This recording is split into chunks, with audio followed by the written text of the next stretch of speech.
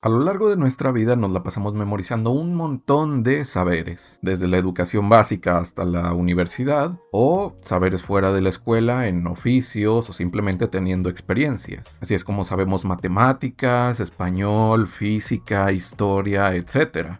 Un montón de saberes que hemos acumulado a lo largo de nuestra vida. Pero, ¿alguna vez te enseñaron cómo se hacen esos saberes? ¿Cómo es que se llegó a construir todo ese conocimiento? ¿Te has preguntado alguna vez cómo se hace el conocimiento científico, histórico, matemático? Pues de eso se encarga la epistemología. La epistemología es la rama de la filosofía que tiene como objeto de estudio el conocimiento. Ella se pregunta por la verdad, por qué significa la verdad, por cómo hay que alcanzarla y por si hay una verdad o varias verdades. Se pregunta por la manera, los métodos, las formas en las que podemos llegar al conocimiento verdadero de la historia, de la sociología, de la física, la matemática, de todos los campos del conocimiento humano. ¿Quieres saber más de esta rama y a qué se dedica?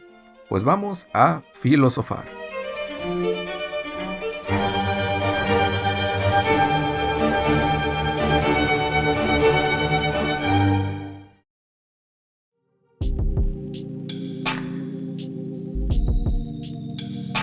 Hola a todos mis queridos filósofos, mis queridas filósofas, mis querides filósofes. Esto es Filosofía desde Cero, yo soy Gerardo López Otelo y el día de hoy vamos a ver qué es la epistemología, también conocida como teoría del conocimiento. Esta es una de las partes que más me gusta de la filosofía por la gran aplicación que tiene, por el enorme alcance que tiene y por su utilidad. La epistemología abarca tantos campos del conocimiento que de hecho para cada clase de saber puede haber una epistemología. Existe epistemología jurídica, económica, sociológica, política, para la física, para la matemática, etc. Y es que si existe un conocimiento histórico o político, también a ellos les va a corresponder un área que se dedique a investigar cómo hacer conocimiento histórico y político. Pues bueno, pasemos a fondo a lo que nos importa. ¿Qué es la epistemología? La epistemología, como ya mencionamos, es la rama de la filosofía que se dedica a investigar cómo hacemos conocimiento. El término epistemología está conformado por dos términos griegos, episteme y logos. Episteme se puede traducir en este caso como conocimiento y logos, ya hemos dicho en otro video, que tiene varios significados. En este caso, su significado más adecuado sería el de estudio de la episteme o estudio del conocimiento. Y es que la palabra episteme se distingue de la palabra doxa en la antigua Grecia. Doxa significa opinión, es decir, un juicio emitido por una persona que este juicio está determinado por su subjetividad, por sus prejuicios, por sus experiencias, por sus traumitas, por su psique. Habla más de él que de la cosa de la que opina. En cambio, la episteme es el conocimiento verdadero acerca de la cosa que pretendemos conocer. Describe el objeto, no tanto al sujeto. Y hay que advertir que el conocimiento al que se refiere la epistemología no es el conocimiento del que normalmente hablamos en nuestra vida cotidiana. No es conocer si el esposo de la vecina se acostó con el de la tienda, sino todo aquel conocimiento que pretenda ser científico, por así decirlo. Si llegamos a saber que la fuerza de gravedad en la Tierra es de 10 metros sobre segundo al cuadrado, creo, ¿cómo es que llegamos a saber eso? ¿Cómo es que llegamos a construir esa ley? ¿Cómo es que llegamos a descubrirla? Pongamos un ejemplo que nos resulte un poco más familiar y un poco más accesible. Supongamos que en una farmacéutica están haciendo experimentaciones para probar un fármaco, el cual pretenden que funcione para bajar la fiebre. Supongamos que este fármaco se llama sopa de macaco. Lo que buscamos es saber si verdaderamente la sopa de macaco puede bajar la fiebre. ¿Cómo podemos saber esto? Bueno, pues podemos agarrar a un paciente que tenga fiebre y darle sopa de macaco. Si llegamos a ver que en el paciente se disminuye la fiebre, entonces quizás podríamos pensar que la sopa de macaco sirve para bajar la fiebre. Sin embargo, ¿qué tal si la sopa de macaco no fue lo que lo curó, sino que más bien el paciente se sugestionó y por mecanismos biológicos y por su sistema inmunológico, su cuerpo actuó para bajar la fiebre? Aquí ya no es tan fácil saber si verdaderamente para conocer si el fármaco, la sopa de macaco, ayudó a que la fiebre del paciente disminuyera. Entonces, ¿de qué manera podríamos comprobarlo? Pues quizás haciendo el mismo experimento con un mayor número de personas. Ahora, supongamos que lo hacemos en 10 personas. 10 personas con fiebre reciben sopa de macaco y vemos que esas 10 personas tienen un efecto positivo, disminuye su fiebre. Aún así, con base en esas 10 personas podemos ya decir que la sopa de macaco sirve para bajar la fiebre. ¿Por qué el hecho de que haya funcionado con 10 personas va a hacer que funcione con 7,000 millones de personas que somos en el mundo? ¿Cuántos casos particulares en realidad deberíamos de necesitar llevar a cabo para poder llegar al conocimiento de que la sopa de macaco le va a servir a cualquier persona en el mundo? Este es un problema clásico en filosofía y en epistemología, el problema de la inducción. Veremos en otro momento a detalle el problema de la inducción. Sin embargo, en resumidas cuentas, el problema de la inducción simplemente es el cómo podemos llevar a cabo un juicio universal. Por ejemplo, la medicina sopa de macaco sirve para curar todas las fiebres a partir de juicios particulares, es decir, a Anita le funcionó la sopa de macaco para bajarle la fiebre, a Juan, a Pedro, a Paco, etc. ¿Cuántos juicios particulares necesitamos para construir un juicio universal? Estas son algunas de las preguntas que se hace la epistemología. La epistemología se hace las preguntas de cómo construimos el conocimiento, en este caso, de la medicina. Pero no únicamente se limita a campos de ciencias de la salud o a ciencias exactas.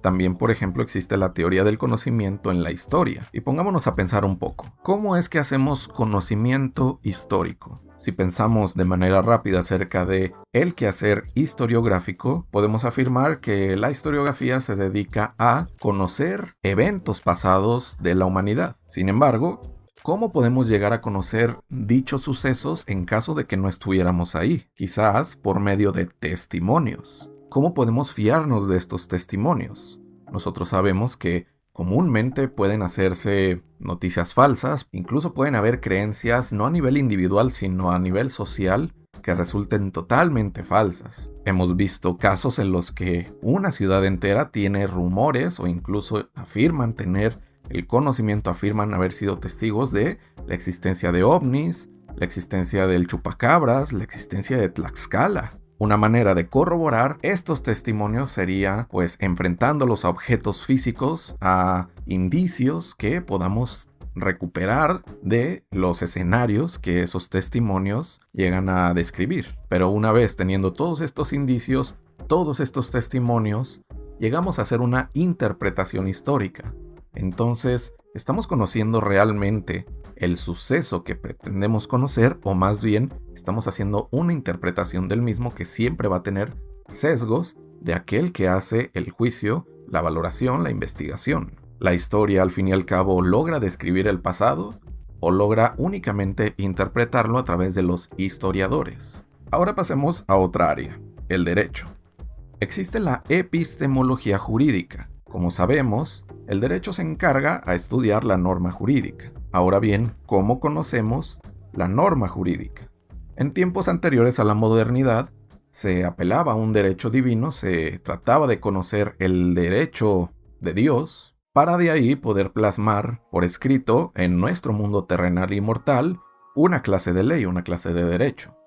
Sin embargo, en la modernidad ya no podíamos apelar a un Dios, a una divinidad, como fuente del derecho. Teníamos que encontrar un fundamento humano. ¿Cuál es este fundamento humano? Ha sido un dolor de cabeza. Y eso se pregunta la epistemología. Si queremos llegar a una ley justa, ¿cómo podemos llegar a ella? ¿Cómo podemos llegar a conocer una ley totalmente justa, si es que la hay? Por medio de la razón, por medio de nuestros sentimientos, de la empatía. Además, ¿esta ley va a ser un constructo social o estaremos descubriendo verdaderamente una ley, por así decirlo, independiente de nosotros? ¿Hay una manera objetiva de hacer derecho o es simplemente el derecho y la ley un producto social, un acuerdo entre nosotros? Si es únicamente un producto social, artificial, podríamos hablar de que hay un progreso en el derecho, porque a lo que nosotros vemos, sí hay un progreso. Podemos decir que progresamos al reconocer los derechos de las personas que antes eran esclavizadas, cada vez se respetan, bueno, América Latina no tanto, pero cada vez se respetan más los derechos de las mujeres, vamos poco a poco reconociendo derechos a los animales. ¿Cómo podemos decir que no estamos progresando? Pero si estamos progresando, estamos diciendo que vamos rumbo a un camino fijo, quizás a conocer el derecho más justo. Pues bien, todas estas preguntas derivan de una sola, la cual se la hace la epistemología jurídica, que es ¿cómo conocemos la norma jurídica? Pues bien, espero que con estos ejemplos que hayamos dado podamos dejar en claro a qué se dedica la epistemología y qué es. La epistemología es la rama de la filosofía que se dedica a estudiar toda clase de conocimiento, cómo hacemos ese conocimiento, sea de cualquier rama, sea de cualquier disciplina. Cualquier conocimiento que pretenda ser llamado científico, si es que hay otra clase de conocimiento, es objeto de la epistemología. Y es por esa razón que tantos tipos de conocimiento son objeto de la epistemología. Por eso puede abarcar tantas áreas de saber humano. ¿A ti se te ocurre otra área del conocimiento humano en donde la epistemología pueda actuar? Si se te ocurre algún ejemplo, quiero por favor que lo pongas abajo en los comentarios. Y bien, esto ha sido todo en este corto y básico video acerca de qué es la epistemología. En otros videos ya veremos más a fondo diferentes posturas filosóficas que hay respecto al conocimiento de muchos autores. Existe la teoría del conocimiento de Platón, de Aristóteles, de Descartes, de Hume, de Kant. Ya tocará verlas una por una en diferentes videos. Respecto a este video, por favor, si te quedó alguna duda o tienes algún comentario o sugerencia, puedes ponerlo en los comentarios. También no olvides suscribirte y darle me gusta a este video. Y si conoces algún interesado en la filosofía, compártele este video y nuestro canal para así llegar a ser una comunidad de filosofía. Yo soy Gerardo López Otelo y nos vemos en un próximo video.